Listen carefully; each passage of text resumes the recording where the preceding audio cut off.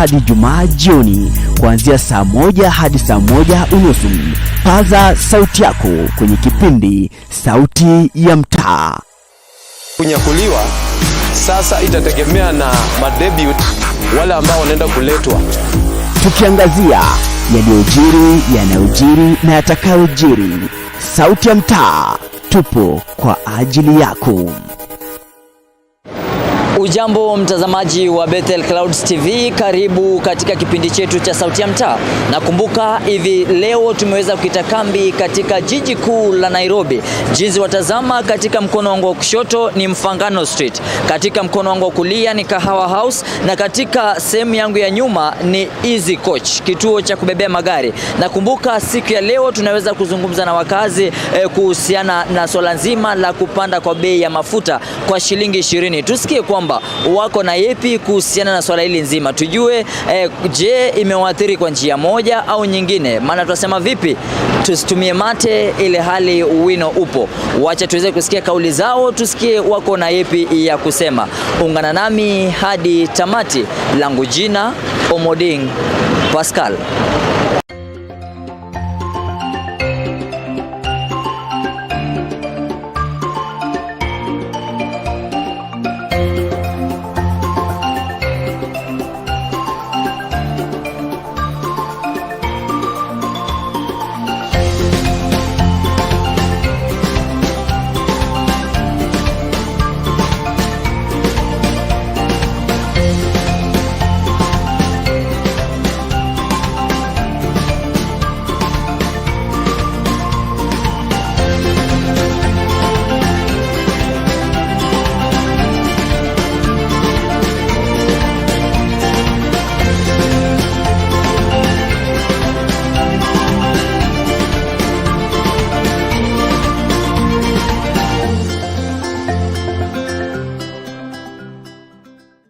Na bila kupoteza muda tu nitaweza kuungana na kaka tu hapa mmoja aweze kuniambia anaitwa nani, anatokea eneo gani, na ako na ipi kuhusiana na ile swala nzima la kupanda kwa bei ya mafuta. Tuniambie tu jina, waitwa nani kaka? Mimi naitwa Eric. Nafanya na hizi gari za Rembo Shuttle. Yeah. Naam, Eric, kwa maneno yako tu jinsi wafahamika kwamba Rais mteule William Samoei Ruto aliweza kusema kwamba kidogo ataweza kurejesha bei ya mbolea chini, na hivi sasa tunavyozungumza bei ya mafuta imepanda juu. Kama wewe mhudumu wa gari, umeathiriwa kivipi ama wachukulia vipi hilo swala? Hilo swala nilikuwa naomba kama hii serikali ya William Ruto tunajua bei ya mafuta si wao wanapandisha ama kushukisha, lakini pia wajaribu kuangalia vitu zingine zenye serikali kama unga, hivi vitu ndogo ndogo zile sukari nini, kama hizi pembejeo za maisha wajaribu kupunguza, hata kama tutabalance na hii mafuta. Juu hata ukiangalia abiria ukimlipisha saa hii 100 ana chakula ya kukula, ukimwambia 100 hizi gari zitabaki zimesimama hapa, sisi wenyewe tutakosa kazi, unaona? Sasa at least kama anapunguza bei ya mafuta ikipanda, at least apunguze hizo vitu zingine, at least to compensate hii side nyingine, compensate hii side nyingine, at least ndio to balance na mafuta. Mafuta kupanda si swala la rais wa sahi. Ni mpango ilikuwa imepangiliwa na rais wa zamani. Sasa Dr. William Ruto anafaa ngangane nayo, akipata mahali uko mpenyo irudi chini, lakini kwa sahi haiwezekani sababu hiyo mpango ilifanyikana, wale makateli wameenda na pesa imeenda yote. Rais ameingia bila pesa kwa ofisi. Sasa at least na yeye ngangane. Ruto sahi kwa kaunti yake achangalia hata kwa kaunti. At least ameona kujaribu kusurvive na sisi umeongeza na ambao kuliko kuongeza na shilingi 100. Dokta amejaribu amengangana at least tukue na hiyo pay ya 20. Hata unga nimesikia imeshoot, lakini anangangana. Sasa nasikia anaenda mkutano wa USA kuangalia mambo ya unga 270 sahi, lakini si mpango yake. Hiyo ni mpango wale makateli wametoka kwa ofisi. Dokta jaribu itakuja chini. Mimi tunaomba serikali tu wasaidie wapunguze vitu because now is very expensive. Yeah. Na kulingana kwa upande ya mafuta, Rais mteule anaitwa Samoei Ruto hajafanya kitu ya maana. Wacha niongee ukweli. Angeteremusa fertilizer, angeachana na fertilizer, posi fertilizer hata ni makontena ikitoa huko nje ama Mombasa. Si mafuta rasmi itakuwa imepanda. kupanda. Kwa hivyo hakuna haja. Hata angeachana naye ikaa ajipange, angalau ajipange, ndio aanze vile tukutaenda. Yaani afuate protocol, si ati kuamuka tu na kusema nitaweka bei ya fertilizer enda chini. Hiyo haina maana. Course ukipandisha, yani ukiteremusa fertilizer automatically hii fertilizer inabeba na nini? Na mtu ama na lori ama basi. Kulingana maoni yangu. Kulingana na vile iko mambo ya nini mwananchi ndio anavinyika sana. Mafuta ikipanda kila kitu yote inapanda. Naambia mafuta itashuka, badala ya kushuka ni kupanda. Sasa tunasangara, tumekufa sana, hatuna morale hata kidogo. Maanake hili vitu ambavyo tuliahidiwe siku ya kwanza tumeona vikianza kuanguka. Sasa hii ni dalili ya kwamba unga utapanda na kila kitu itapanda. Sababu mafuta ikipanda ndio kila kitu. Sasa hatuna matumaini kabisa. Kwanza serikali mpya tulikuwa na matumaini na imetuangusha sana. Naam. Kusema ukweli, kupanda kwa mafuta sio mimi peke yangu kumeadhiri. Most of the time mahali tunabebea Rongai, hii gari ilikuwa inajaa na dakika 20. Lakini sasa tunachukua kama lisali moja kujaa. Kwa nini? Abiria wako, bei ile tunabeba na hawezi wakaimudu hata kidogo. Upande mwingine, hii mafuta kupanda itakosti kila kitu. Vyakula itaenda juu. Vitu kama mboga, unga, kila kitu tu ile inalimwa shambani sasa inategemea gari. Lazima sasa wapandise pia. Hiyo pia imekuwa ni gharama kwa kila mtu ambaye anayekaa town kule mashinani kila mahali. Yeah. Lazima kazi iende chini kidogo juu. Si kawaida, si vile ilikuwa. Kazi iko chini. Na wengine hata waamini. Vile level ulikuwa unamwekea mafuta unamwekea anasema hiyo pesa hapana bana. Kihesabu kwa liters, mtu anaangalia liters na ile pesa inaonyeshana kwa kioo na ni kama unamwibia. Kazi kwetu kwa kidogo inakuwa ngumu juu hata hatuaminiki. Unapata hata wengine hawezi hawatuamini. Unajua sasa ukipandisha gari, waambia abiria 600 700, haizi kubali. Sasa kumaanisha venye imepanda bei pia tuseme transport imechange. Imebadilika. Lazima ichange. Kutoka hapo kwa mahali gari inaenda. Ukiangalia hiyo pesa, hiyo kilomita inaenda. Mpaka ichange. Penye tulikuwa tunatumia mafuta 5,000. Kama wewe ile biashara unafanya, hizi mango ulikuwa unanunua 50. Alafu uende ukute ni 100. Wewe pia utauza 150. Gari yangu inabeba kutoka Nairobi kwenda Kisii. Na labda kupanda kwa hii gharama ya mafuta ama kwa bei ya mafuta wewe imekuathiri vipi kama mhudumu wa gari? Imetuaffect mahali kubwa sana. Kama sasa hivi penye mimi ni mtu unadina gari ndogo. Hii gari ndogo tulikuwa tunabeba 1,200. Kwa sasa ina stay to bebe 1,500.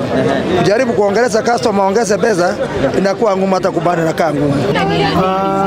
Bei imepanda, tunaambiwa imepanda. Kwa sababu mafuta pia imepanda.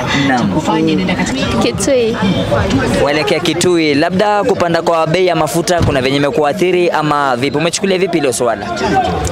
Imekuwa ngumu sana sababu pesa saa iko. Na serikali ingeshughulikia and at least fare irudi chini. Na labda hivi sasa umepanda na shilingi ngapi ukikombea na hapo awali? Hapo awali ulikuwa unatumia fare ngapi kufika Machakos na saa hizi? Ilikuwa kitu 300 na sasa tunaenda na 400. Na hivi sasa unaenda ngapi? 400. Zimeathirika juu bei ya mafuta imepanda, kila kukija mafuta inapanda. Ukiangalia kila tarehe 15 mwezi mafuta imepanda. Lakini ya jana tumestuka juu, si kawaida vile mafuta kupanda 20 shilingi. Tumezoea mafuta inapanda shilingi 5, shilingi 8. Lakini sasa jana tumeamka asubuhi, hata mimi nimeona breaking news kwa TV nikastuka juu. Hapa sasa town tunabeba ni shilingi 100. Kianza kuongezea mteja mwambie ni 150, itakuwa ni ngumu.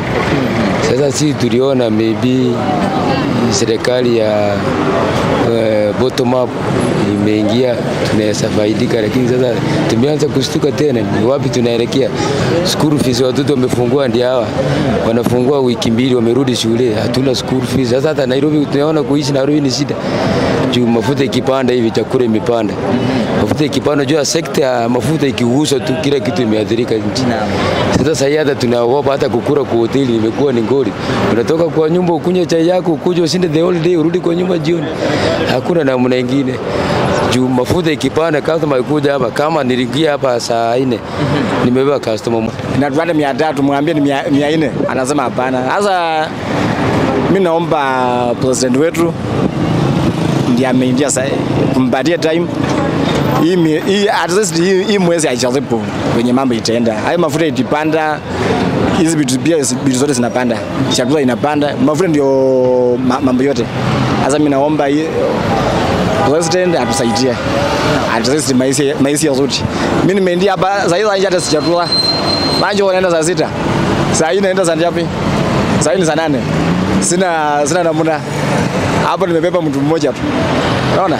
Sasa hii upande wa mafuta imefanya mambo imechange, maisha imechange, maisha imeanza kuwa ngumu. Hapo mafuta ndio yanasaidia nchi. Na hiyo ndio inaline economy.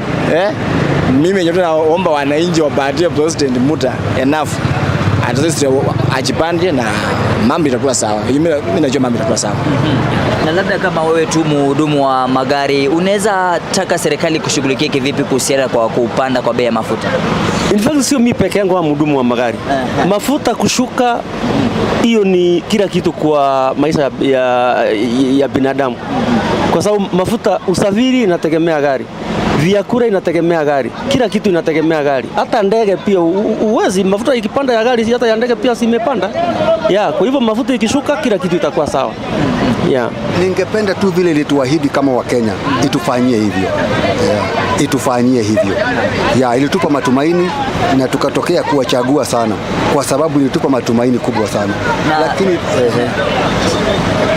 na labda saizi unaenda Rongai, hapo awali kabla ya mafuta kupanda na hivi sasa ulikuwa unaenda na pesa ngapi na saizi? 50. Sasa saizi tumelipishwa 80 mpaka Rongai. Na tungelipa 50. Hizi rokisi saizi tungelipa 50. Na tumelipishwa 80 sasa. Na ni kwa sababu waliweka mafuta jana hii. Lakini wakiweka leo kesho tutalipa 100 na kitu. Okay. Hapo inawezekana juu mwananchi atateseka sana. Kuna mwananchi wa chini kabisa lakini anateseka sana. So unaimiza serikali vipi iweze kushughulikia mafuta kivipi kama wewe mhudumu? Angalie maslahi ya mwananchi. Serikali ijali tu wananchi. Wananchi tu. Kiujali wananchi pia sisi tumejalika. Juu pia mimi kuna mali itafika nihitaji mafuta. Hata kama mimi ni muuzaji itafika mali pia mimi nihitaji mafuta. Kwa hivyo nikitoka hapa pia niko na maisha yangu ya kawaida. Na mafuta ikienda juu kila mtu anaumia.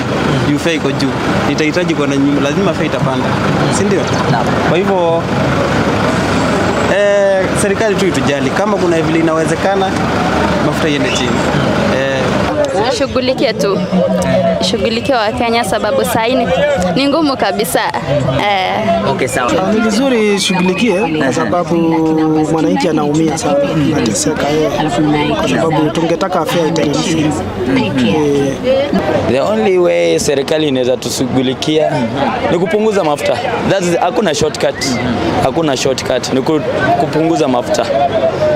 Juu abiria on the other side hawezi kubali ati wapandishe fare. Obvious watakuwa stranded hapa. Yes, pia wanaumia. Si ati mshahara imeongezeka, pesa ni ile. Yes, na magari ni zile. Ingekuwa ati wameongeza mafuta gari zingine zinalala, ingekuwa bit worth it. But gari ni zile. Ukipandisha fare kuna gari zingine bado ziko chini. Alternatively hatuna otherwise. Tutubebe ile bei tumezoea. Hata in fact hata ndio bei tena inaharibika. Juu watu bado wanaleta magari. So it's like we are working on a negative. Inatu affect a lot negatively. Mimi naomba serikali tusaidie. Yaze tu wenye mafuta imepanda. Naomba at least yaze immediate through with time. Wale wenye mafuta itapunguza bei na at least tuipatie wiki moja hivi isiende sana ati mwezi ise mafuta ikiwa hivyo. wananchi wanaumia. Hapa mwananchi wa kawaida kama mimi naumia. Na hata hawa wenzangu pia pote na hawa watu wengine mwenye anatembea sasa hizi tumekuu anaumia. Unaona? Sasa naomba serikali situachie at least hii jambo ichukuliwe njia ambayo kwa sasa tusaidia. So ile kitu tunaweza omba serikali, Mheshimiwa Rais Ruto, in fact angalie watu wa chini. Sisi haswa ndio tunalipa kodi sana. Nikienda kununua spare part ya pikipiki nalipa ushuru. Tunaomba ile kitu angeweza tusaidia, aongelee swala ya mafuta. Mafuta kila inchi ndio uchumi ya inchi. Mafuta ikiuzwa, sasa transportation hiyo. Mtu akitoa kama vitu industrial akileta huko town, supermarket lazima ongeze bei.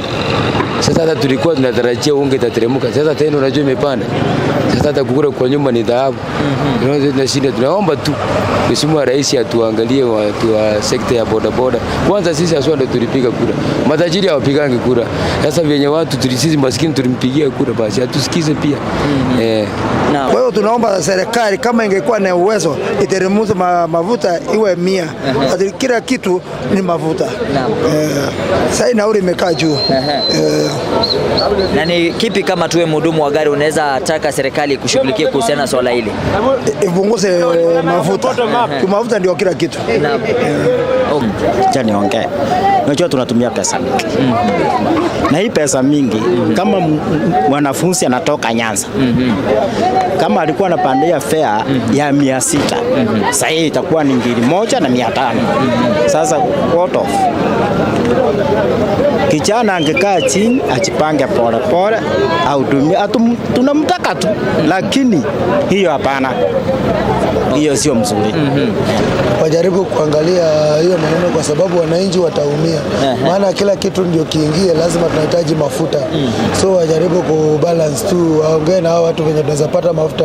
Maana mafuta iko Kenya, hata sisi tunaweza jitengenezea yetu at least to balance na hiyo situation. Supporting the youth. Because you see the way Thomas lives, to avoid some such things like that. Kwa maneno yako tu kama mwananchi wa kawaida, ni kipi kilikufurahisha kwa hotuba ya Rais mteule William Samoei Ruto alipokuwa nakula kiapo pale Kasarani? Nini ilikufurahisha kama mwananchi wa kawaida? Nini ulisikia kwa hotuba yake labda yenye ilikufurahisha kama mwananchi ni gani? Supporting the Kenyans, then they're reducing all the things. The price. Pale aliposema serikali inarudi, anasaini irudi, sasa wajisimamie mambo ya hongo iishe. Hiyo itatusaidia sana kama sisi watu wa matatu. Katika uga wa Kasarani tulifurahia amani na tunampenda kwa sababu yeye ni Mkenya. Tunamuomba tuunganishe wa Kenya na sisi tutashirikiana na yeye. Na nikimalizia tu labda ni nini kilichokufurahisha kwa hotuba ya Rais mteule William Samoei Ruto alipokuwa anakula kiapo pale katika uga wa Kasarani? Wewe kipi kilikufurahisha kama mwananchi wa kawaida? Mimi naweza sema hakuna kitu nilifurahia kwa hiyo hotuba yake, kwa sababu kitu ya kwanza aliahidi watu unga ataanguza na siku ya kwanza. Hakuongelea mambo ya unga. Mpaka saa hii unga ikianguswa bei. Kitu kingine aliongea mambo ya education. Achagusia mambo ya education ya free education. Sikia akiongea. Alifurahisha maaskari kuwatengenezea mambo yao, akafurahisha judiciary, sababu anajua maybe pingamizi kikucha kutoka opposition hapo ndiye atakimbilia, lakini mwananchi wa kawaida hakuna kitu tumefurahia. Mimi hotuba yake ile vitu aliahidi watu mimi sijasikia akizingatia na zile siku ambazo walikuwa wamesema. Haimaanishi eti alikuwa anatufurahisha kwa yani tufurahi tu kwa dakika moja. Hiyo si vizuri. Na uwezi niambia ajui ni nini kinaendelea. Na watu walikuwa wanangojea dakika tu ya yeye kuingia uongozi kila kitu kibadilike. Na kumbe ni kutufunika tu gunia.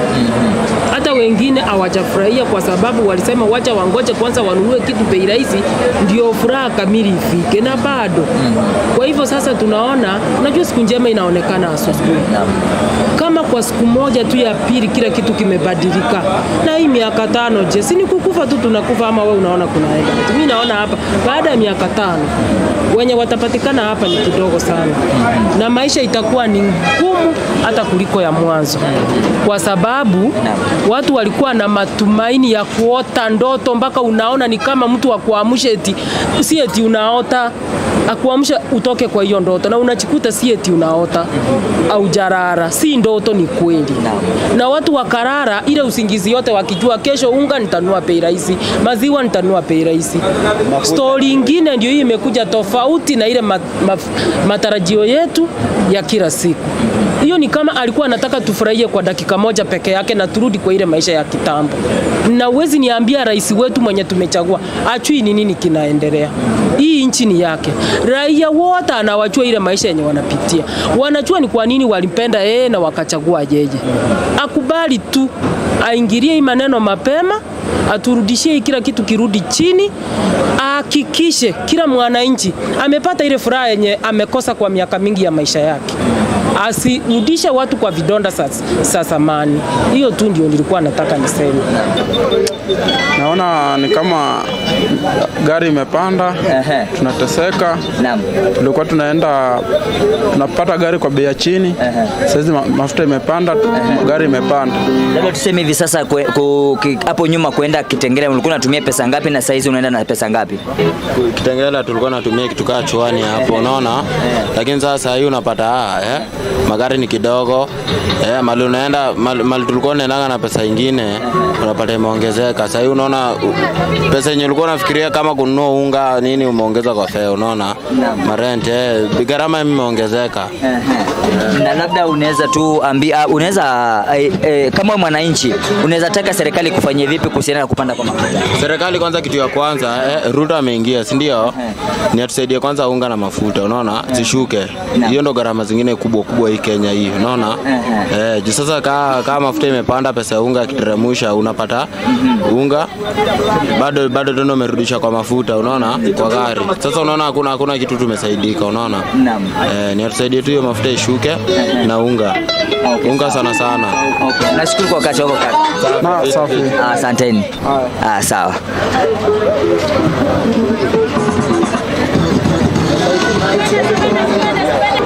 Manze huku tunaumia zaidi.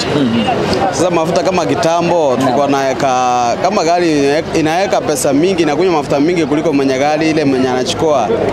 Sasa hii tutafanya aje? Leo tumeanza leo. Manze tumestuka. Lakini bwana acha tuongee na mheshimiwa rais. Ashughulikie tu kama anaweza jambo kuu tunapunguza mafuta. Hivyo tu ndio tutaizia. Hiyo ndio fulana isaleta nchi yetu ya Kenya sasa hivi yenye iko. Na kwa maneno yako tu labda pale ni kipi pia kilichokufurahisha kwa hotuba ya Rais mteule William Samoei Ruto alipokuwa katika uga wa Kasarani kila kiapo kama mwananchi wa kawaida, nini ilikufurahisha? Ile jambo aligusia ni hii economy. Unajua economy is very important. Economy kiwa chini kila kitu at least itakuwa sawa. Economy yetu tunaanzia mafuta hiyo, bei ya chakula, manyumba tutangangana kulipa hiyo vitu zote zikiwa chini. Na je, ni mizo tu gani unaweza ambia serikali tukimalizia mazungumzo yetu mimi na wewe, unaweza himiza nini serikali kuhusiana na gharama ya maisha? Mwananchi wa kawaida kwa serikali haijui anaumia. Mkulima mdogo sasa anaumia kabisa. So gharama irudishwe chini. Gharama ikuwe chini kiasi. Nashukuru kwa wakati wako kaka. Asante pia. Asante sana.